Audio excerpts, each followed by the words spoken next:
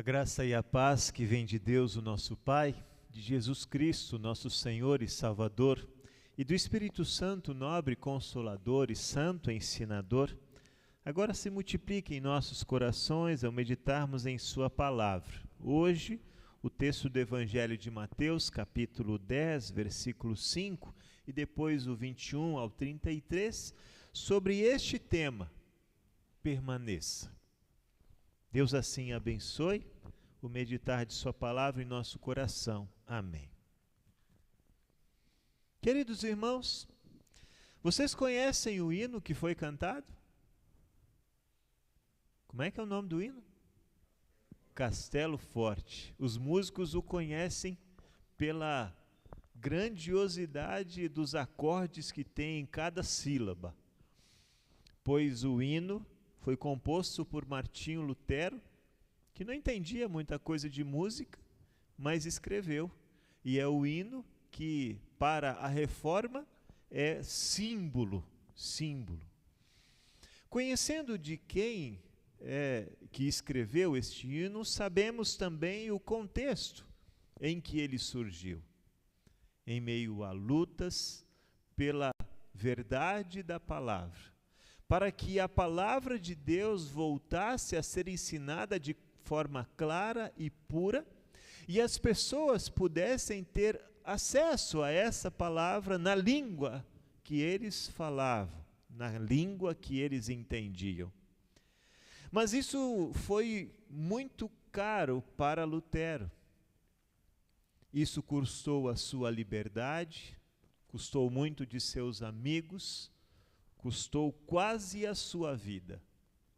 E por isso, nesse limiar, quando ele estava fugindo ainda dos seus algozes, ele então escreve este hino: Castelo Forte é o nosso Deus.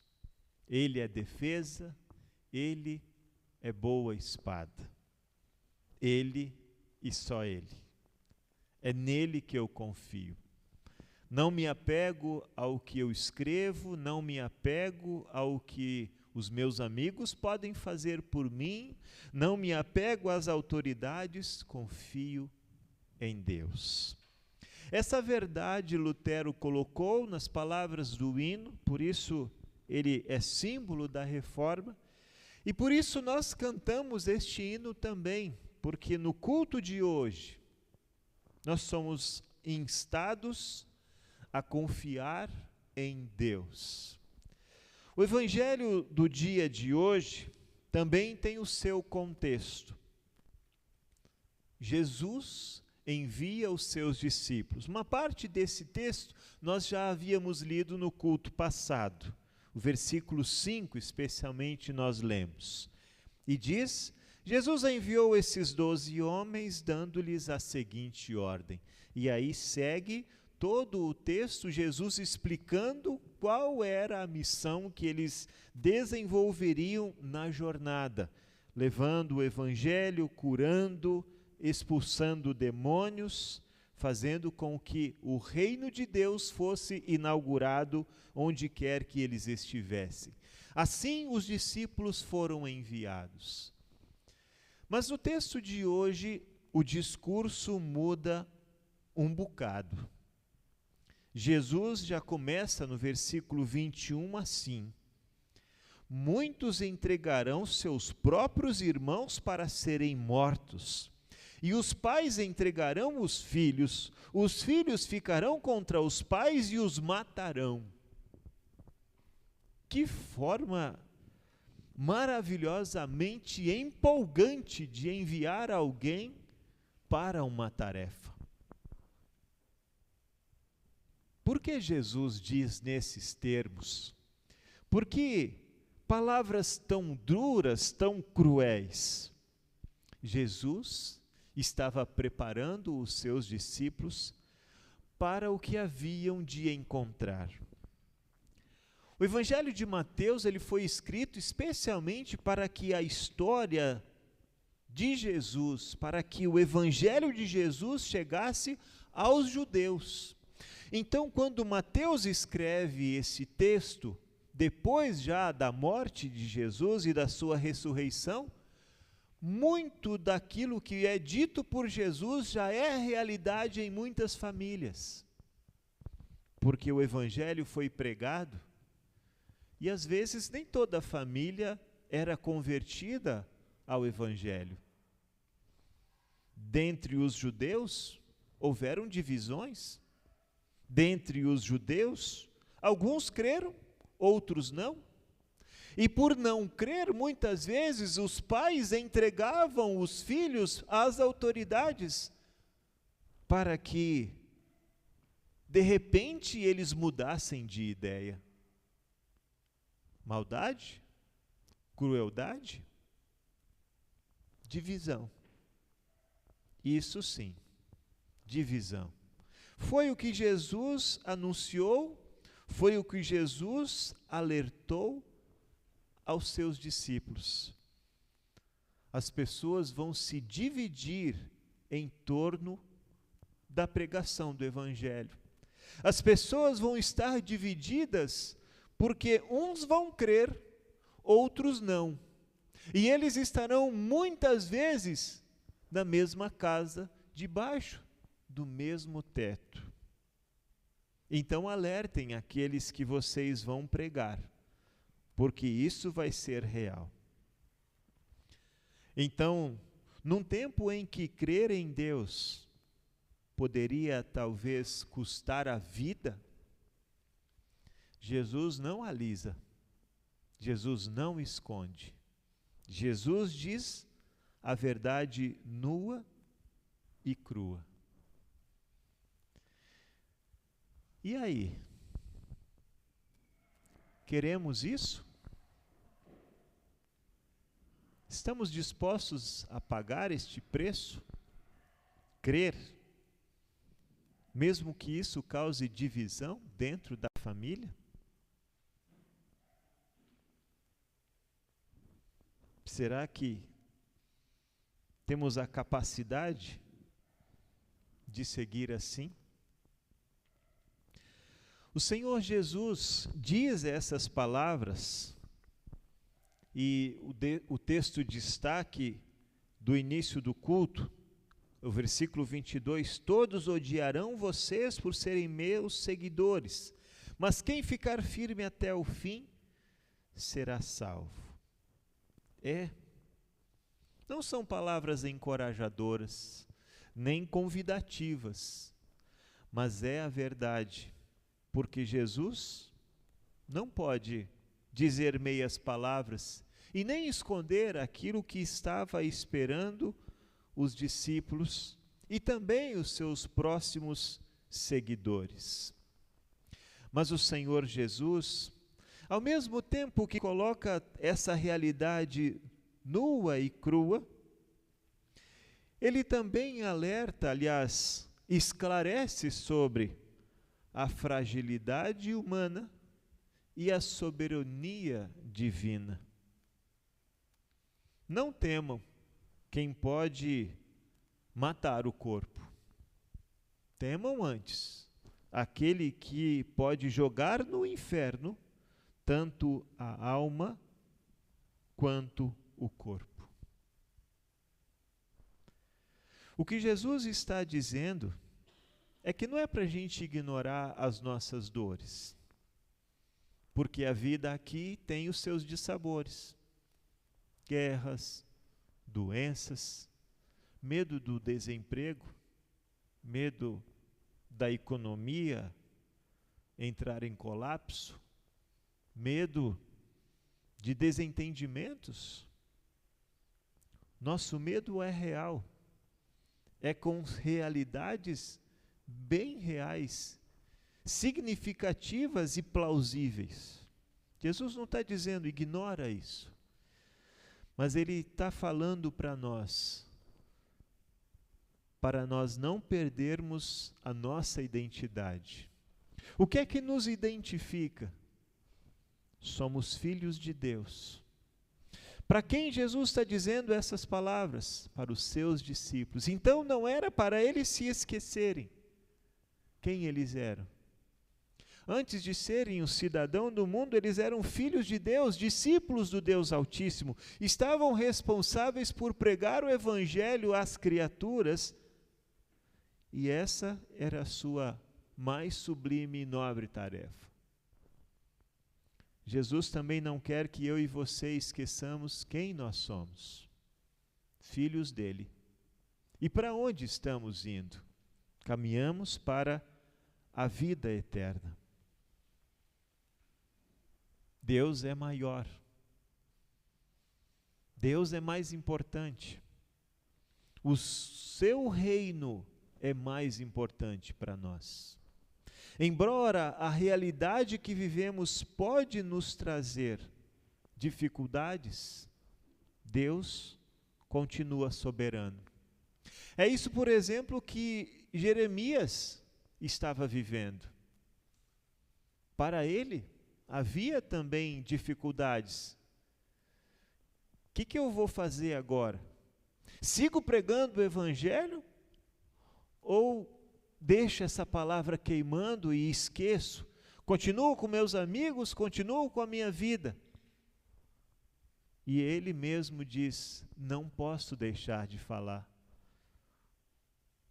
Mesmo que os meus amigos me traiam, Deus me mandou realizar algo e eu não posso deixar de fazê-lo. E assim seguiu em frente, anunciando as palavras que para muitos foi duro de ouvir, mas que certamente converteu muitos corações ao Senhor e Salvador, deles também. Sim, irmãos, a realidade que Jeremias viveu não foi a realidade diferente que os discípulos enfrentaram? Não é uma realidade diferente que nós muitas vezes também enfrentamos. Quantos de nós, diante das pressões, deixamos de confessar a nossa fé? Quantos de nós, no dia a dia, deixamos de agir como pessoas de fé, para não sermos excluídos, para não sermos rejeitados, para não sermos cancelados? Quantas vezes nós já fomos coniventes com o erro?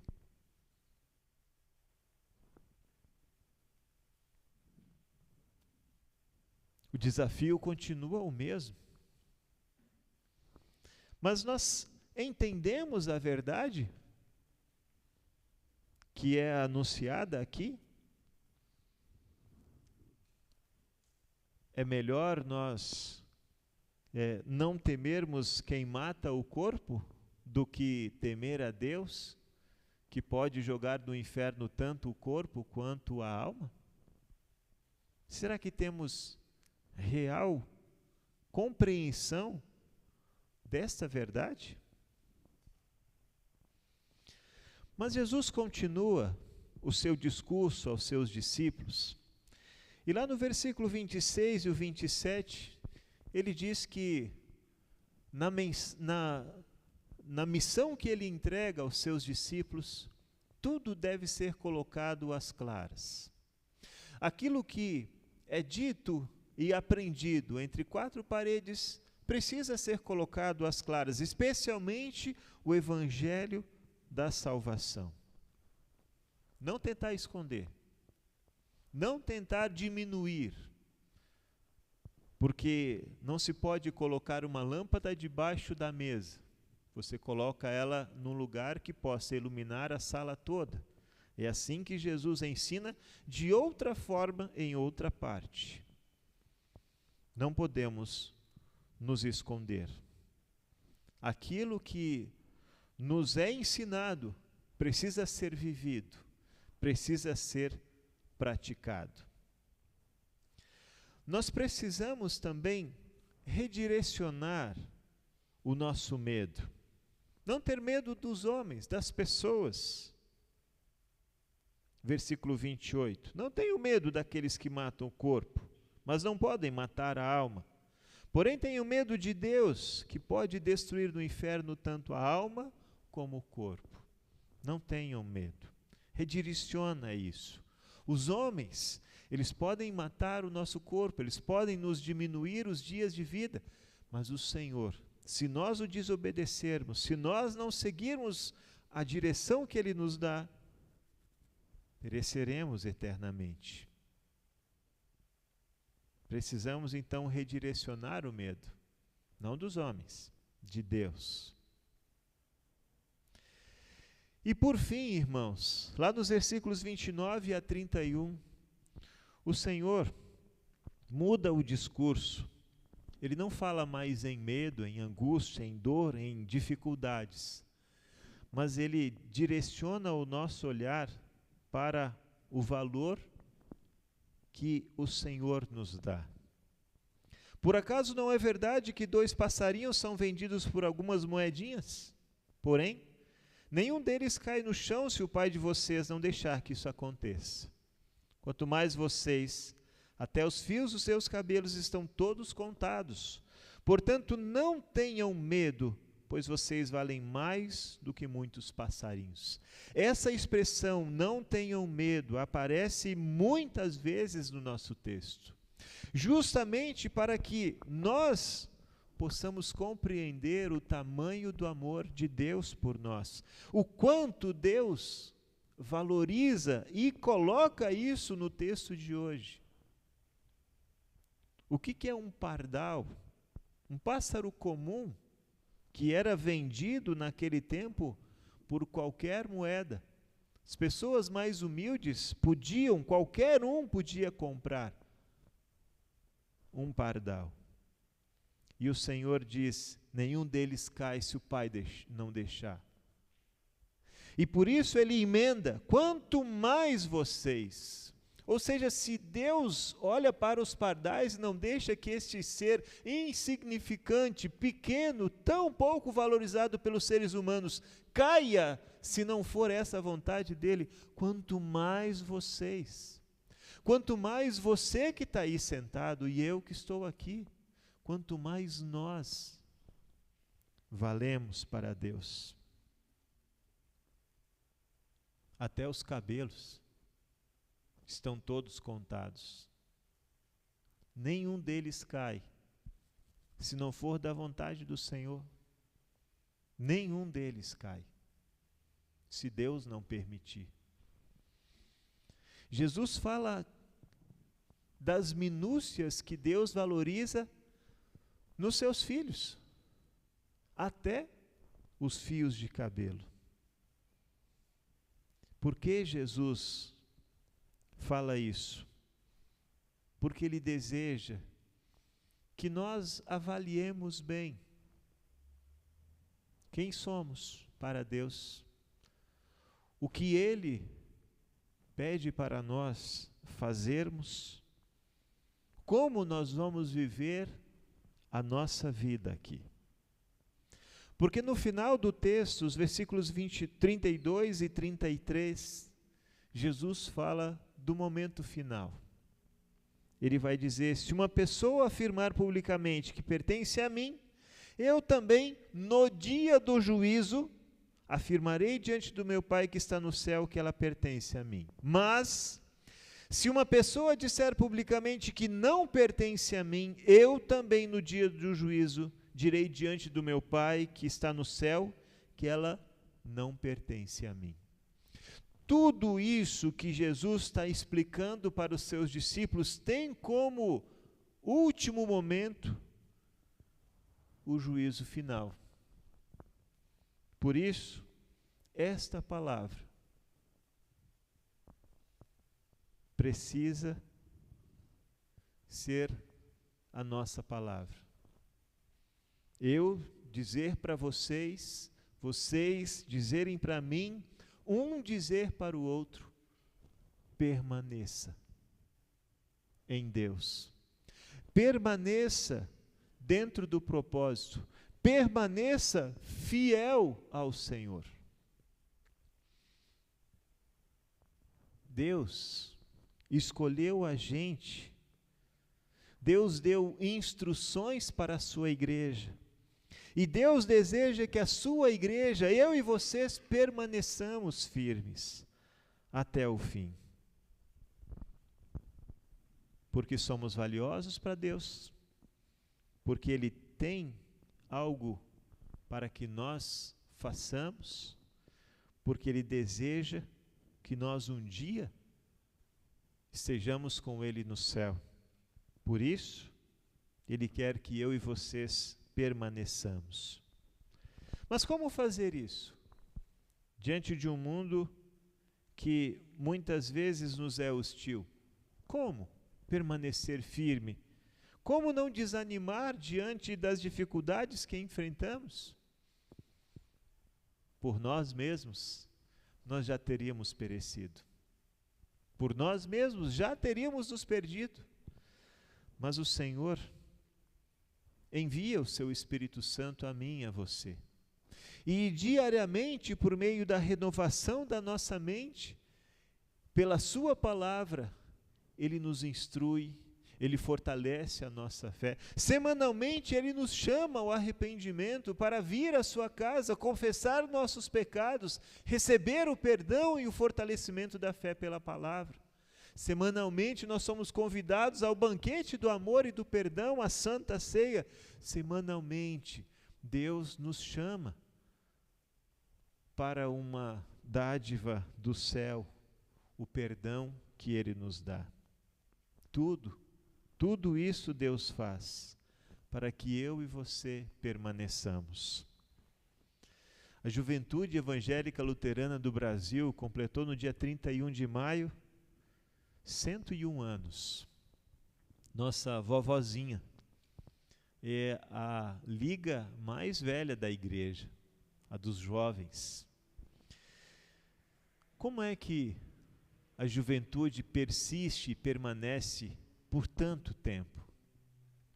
Pela graça de Deus, pela misericórdia divina, por causa do perdão dos pecados, por causa da ação do Espírito Santo, que agindo em nós, nos faz também escolher, não nos negar, mas viver o Evangelho. Não nos retrair, mas nos abrir e falar quem nós somos, cristãos, filho de Deus.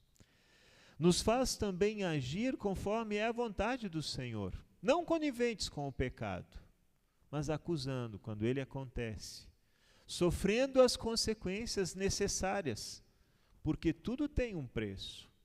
Ser fiel ao Senhor, em detrimento das dificuldades que enfrentamos, também tem um preço. E o que Deus deseja para a sua juventude hoje em dia, aqueles que hoje fazem parte da nossa juventude, permaneçam fiéis ao Senhor. Porque vocês valem muito para Deus. Porque Deus escolheu vocês para serem dele. Porque Ele contou os seus cabelos. Porque Ele os mantém de pé. Ele deseja que vocês fiquem firmes, mesmo diante das pressões, mesmo sofrendo as consequências de ficarem isolados. Permaneçam. E não temam aqueles que matam o corpo, porque eles só matam o corpo.